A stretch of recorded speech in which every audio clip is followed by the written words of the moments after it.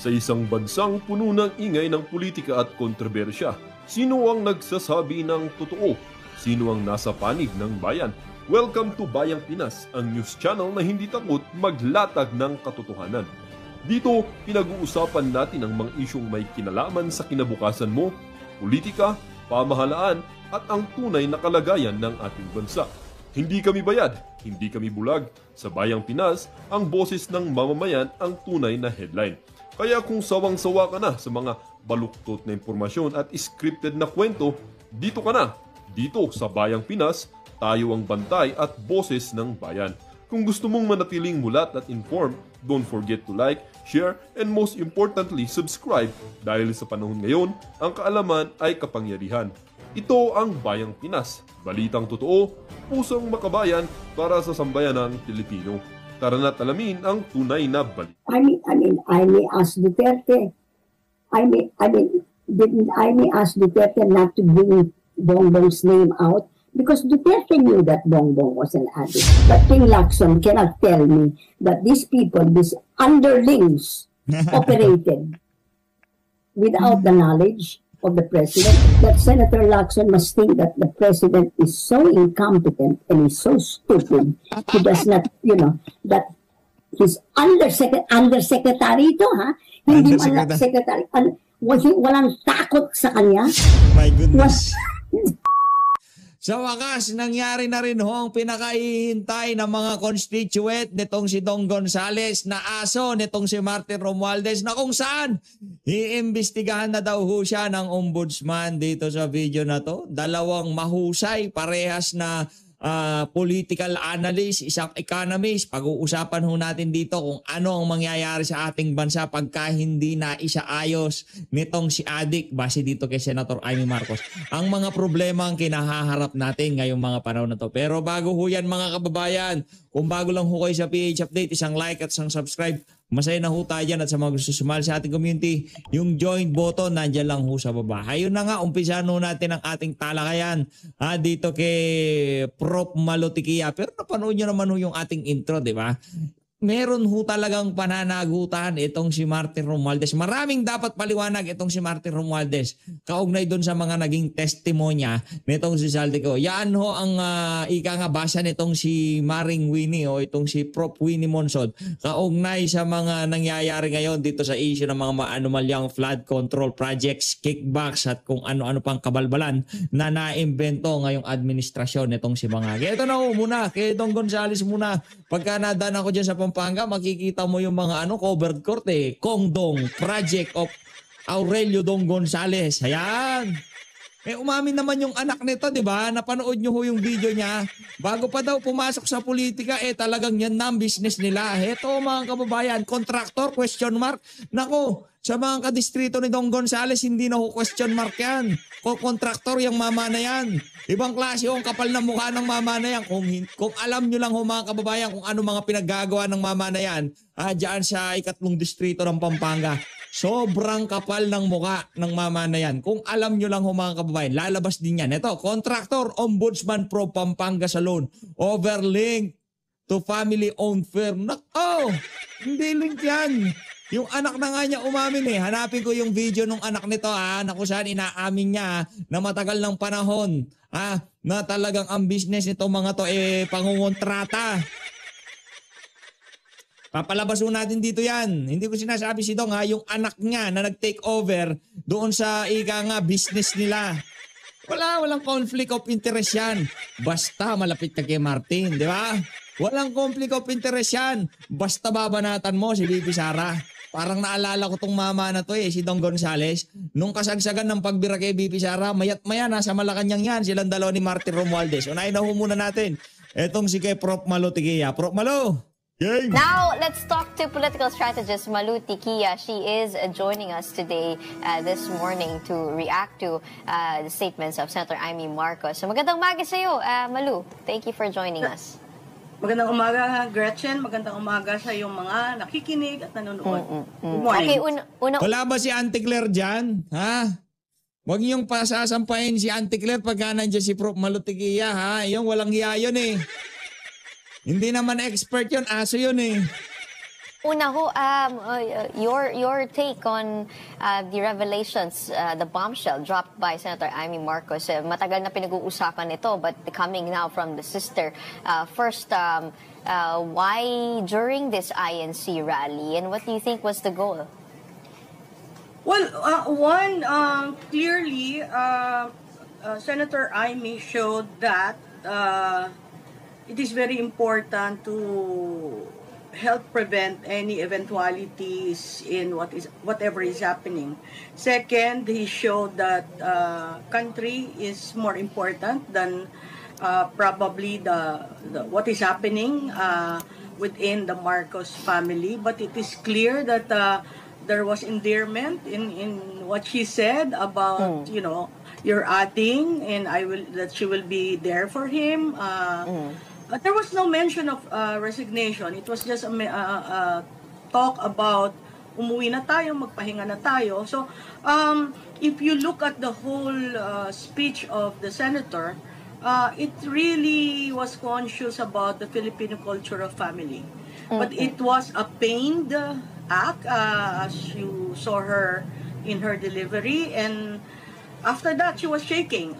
She was, as she said, I was unburdened, but, mahal ko kapatid ko. So, I guess the agony there's so many things going on social media, that, how come she never talked about it, that she knows about it when she negotiated with the unit team for 2022. But, these are all hindsights, but right now what we have is a sister, the eldest, she actually contextualized it as dati, ang tatay ko nandito, ang tatay natin nandito para alagaan tayo, ngayon ako yung panganay. So there's so many things that she mentioned, taking into careful consideration about family. Because she is addressing a bigger audience, which is not only the INC, but those outside. And really, all of us were shocked. I was with another leader during the meeting, and we watched her on TV, and all of us were like, wow. That was the initial reaction, and when we were able to get over the speech, it was like there was total silence in the room. And I respect her. It's a very courageous act. But let's see. Probably she wanted to stop whatever is being planned by both sides. And her reaction actually resulted to INC, canceling the third day. But I do understand that the EDSA rally will continue, but that's entirely a different, Pero hindi ba, Malu, kapag when you correct a loved one, hindi ba it also matters not just the content of your correction, but also the manner and form and timing and the way you speak it. Some would say na kung talagang mahal ni Senator Amy ang kanyang kapatid, sana ginawa na lang niya ito in private, no? Why decide to say to give those revelations in a protest rally na nababahiran ng all sorts of speculation? Ako naiintindihan ko itong pinagkukuhanan nitong si Gretchen Hoy. Ano lang yan, kumbaga, obligasyon niyang tanungin niya mga walang kapararakang tanong na yan dito kay, anong tawag dito, kay Prof. Malutigia. Again, si Marcos Jr. hindi isang ordinaryong kapatid, hindi ordinaryong padre de pamilya. Siya ang haligi ng tahanan ng bawat isang Pilipino ngayong mga panahon na to. Siya ang ama ng Pilipinas. Ang kanyang kalagayan pagdating sa kanyang kaisipan o mga hobby, lahat ho yan kailangan malaman na sambayan ng Pilipino dahil tayo ho ang boss niya ngayong mga panahon na to. Walang pumilit sa kanya na magtumakbo bilang presidente. Obligasyon niya, pinili niya ho yan. Ika nga, desisyon niya yan. Kaya obligasyon ho nating malaman kung ano ang estado ng kaisipan ng mama na yan. Hindi na ho ika nga pang pamilya o pang pribadong tawag dito, yung mga ganong klaseng usapan. Kailangan na ho natin lahat malaman yan.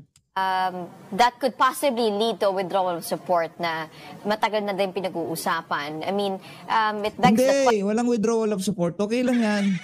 Yung mga AFP, PNP, yung mga nasa taas niyan, malalim din ho sila dito sa nangyayaring korupsyon nito. So anong iisipin natin? Kasi kung nag-alam na nila na ang kanilang commander-in-chief, mismong kapatid niya ang nagsabi na adik yung kapatid niya, wala pang nag-withdraw of support. Anong papasok sa utak natin? Ibig sabihin, yung mga amo dyan sa AFP at PNP, malamang sa malamang, malalim din ho sila dito sa issue ng korupsyon na to. Yun lang ho ang basa natin dito. Napanood nyo ho yung mayat-maya, kausap nitong si Martin Romualdez, yung kung sino-sino dyan sa AFP. Nakakalungkot mang hong isipin, heto ho ang estado ng ating bansa ngayong mga panahon na to. Question, was there a different objective to this other than being loving of your brother? Well, one Gretchen, she has been out of touch with the president for 3 years. She has not been given a space in that inner circle. She is not part of the kitchen cabinet of the president. And the plan was in 2022 that she will be very active as a member of the kitchen cabinet. So how do you reach out to your brother if you haven't seen each other for 3 years? And why now? Because our economy is on a free fall. And leaders need to take certain sacrifices to put the house in order. Mahalaga yun kasi ang naaapektuhan na taong bayan eh. Grabe, no? Pag nakikita natin yung mga posts sa social media, no? Maiba lang ako sandali, Seguin ko lang to, Prof. Malu, no? Nakakalungkot man hong isipin, sa galit ho nitong mga politiko na to sa mga Duterte, mga makakaliwang grupo, mga simbahang Katoliko, sa galit ho nila sa mga Duterte, kahit na malugmok tayo dito, magdusa tayo dito sa kasalukuyang pamumuno nitong adik base dito kay Senator Amy Marcos na Pangulo, okay lang ho sa kanila, wag lang makabalik ang mga Duterte. Mantakin nyo mga kababayan, mga oligarko, ayaw kay Digong kasi magbabayad sila ng tamang buwis. Mga NPA, mga makakaliwa, ayaw kay Tatay Digong kasi mauubos siya mga yan. Ayaw sa mga Duterte kasi mauubos siya mga yan. Yung mga durugista, mga kartel, mga sindikato, ayaw kay kay mga Duterte dahil titigil na naman ang kanilang kita. Ngayon mga kababayan, talagang sinusulit ho nila itong natitirang 3 taon kay Marcos Jr. para mas makuha nila lahat ng pwede nilang mag-atas dito sa susunod na 3 taon na to. Kaya kung nakita nyo ho, worse ang estado ng ating bansa sa nakalipas na 3 taon, sa pamamayagpag ng mga nabanggit natin na yon, umasa ho kayo dahil talagang pipigain ho nila itong administrasyon na to up to the last second ng kanyang termino.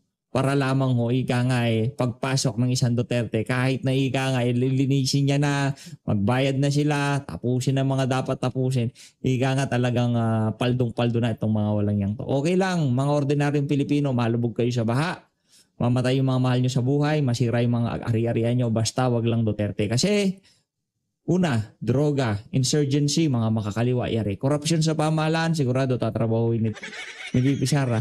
Yun ang kinatatakot nila dito kasi kausapin lang nitong si Ping Lacson at nitong si Tuta Soto, itong si Marcos Jr. nauutuho nila.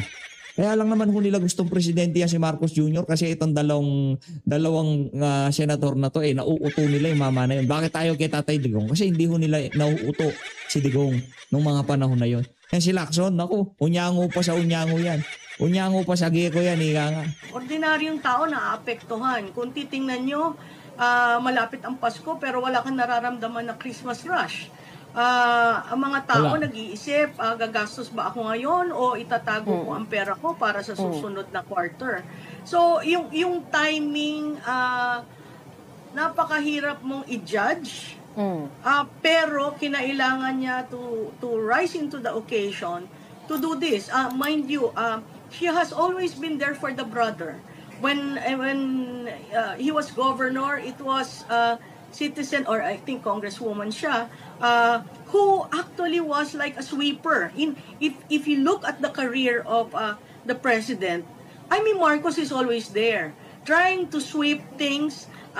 When he became governor, ang nag-take over siya At inayos niya yung naiwanan. When he became congressman, si Senator Amy ang naging congresswoman. And para siyang talagang tagalinis ng naiwan ng kapatid. Tagalinis ng basura. I mean, tagalinis ka ba talaga ng basura? O tagalinis ng chongke? Masakit yun, pero sinabi rin niya, alam sa probinsya. So, hindi na siya nagtatago sa mga kaalaman ng tao. Kasi the more na itatago mo, the more na kinukonsinti mo. And that narrative echoes to families with children or relatives who are in the same situation. Either you cover it, or you help them out in the hope that they will be able to stand up on their own after rehabilitation. And I guess it's also crucial to look at not the 2028. Certainly, Senator Marcos wasn't focused on the 2028, because if she was, this should have stopped. She should not go to the stage if she was thinking of 2028. Wala sa usapan ngayon ang 2028. Ang nasa usapan ay anong gagawin natin sa nahuhuling 3 taon. Tayo ba ay ganito lamang na just floating, or are we going to seize the opportunity and rebuild? Naiiwan na tayo.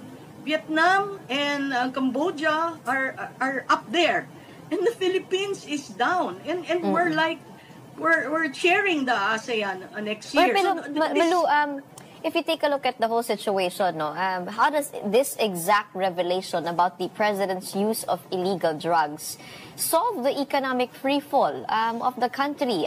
Sabi nga ni Claire Castro, na nakausap niya noong isang araw, ang reaction niya dito, do not destroy your brother. This is not the issue now. Since you cannot find a corruption issue involving the president, you are diverting the issue. What a shame, Senator Amy, what a shame.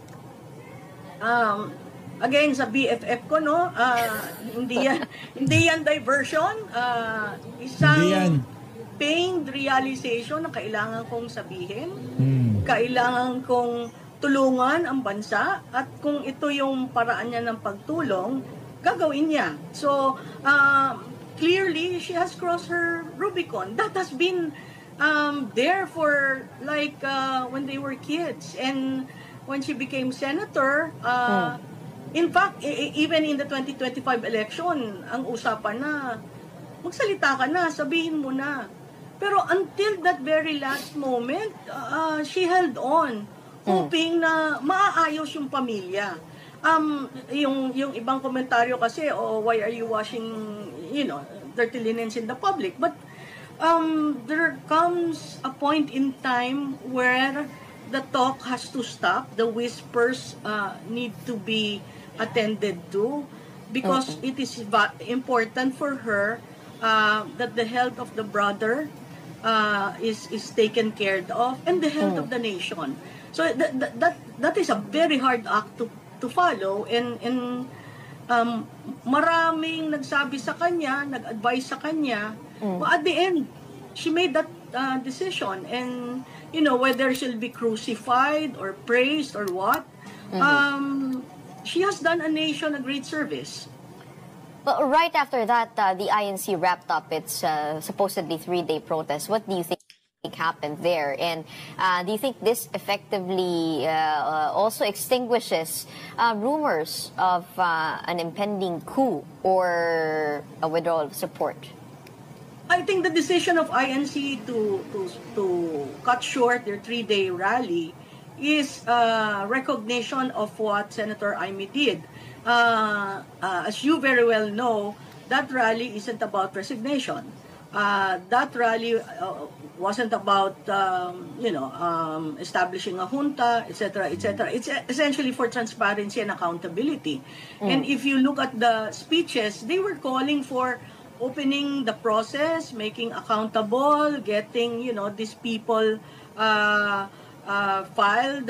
cases filed in court. So when they decided to stop, I guess it's the fact that if they continued, it would lead towards a call for resignation, and that that rally wasn't really for that. Right now, what is being played are three scenarios. There's a call for resignation. There's people are studying the incapacity clause of the Constitution, Article 7, Section 11, in case of incapacity. In case of resignation, you have the constitutionally successor to take over. In case of incapacity, the vice president becomes acting president. And the third, I think, is an action of the administration. There's talk that the ombudsman is going to file cases to so many names, both incumbent politicians and everything, you know. When Yusek Claire Castro said that it was a diversion, it was not. It was essentially saving the brother and saving the republic. Yung ano po, incapacity clause, how does that work? Sir, can you clarify? There's a voluntary and involuntary declaration. Arrest warrant is not yet confirmed, and also, sir, have you heard from Senator Bato, would surrender be in the works at the moment, sir? Yeah, we have not seen nor received any copy of this ICC warrant of arrest. We are just reacting to what we heard over the weekend and what has been circulating. Siyempre, yung may hawak ng DOJ, si Ombudsman Bonjing, di ba? Sinabi niya, siya yung nagpauna. Siya rin yung nagsabi noon na Interpol ang kukuha kay Pangulong Duterte. Matagal niya sinasabi yun, Interpol. Nagkatotoo nga. Di ba mga kareaksyon ngayon? Si Bato, ayan yan ang mangyayari. Online, as to the senators, to the good senator reaching out to us, also we have not received any, nor I don't think he will be making such a representation considering wala pa.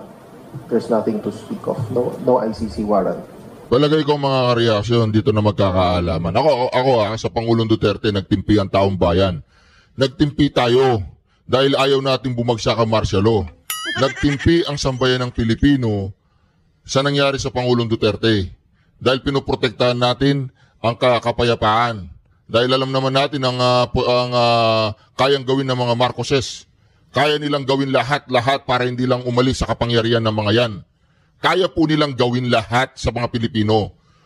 Wala silang pakialam sa mga mahihirap. Wala nga silang pakialam sa Cebu, nagkamatay libu-libu dyan mga kareaksyon. Yung mga nabaon sa lupa, malay pa natin kung ilan yung namatay dyan. Pero mga kareaksyon, itong mga Marcoses na ito, wala po silang pakialam sa mga Pilipino. Gagawin nila lahat para hindi umalis sa kapangyarihan, manatili sa kapangyarihan, at magnakaw na magnakaw. Di ba? Tuloy po natin.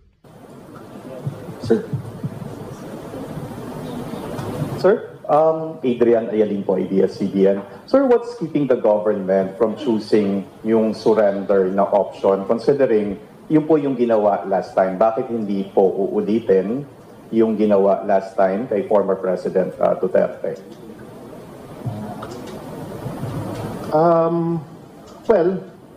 Kasi illegal. Illegal ang ginawa nila. Kaya hindi nila pwedeng ulitin yung ginawa nila sa Pangulong Duterte kay Bato de la Rosa. Hindi niya masagot-sagot kasi nga illegal. The government, we are just one piece of the entire structure of government. So a lot of considerations would have to be taken. We are also mindful of the fact that there are still pending petitions before the Supreme Court.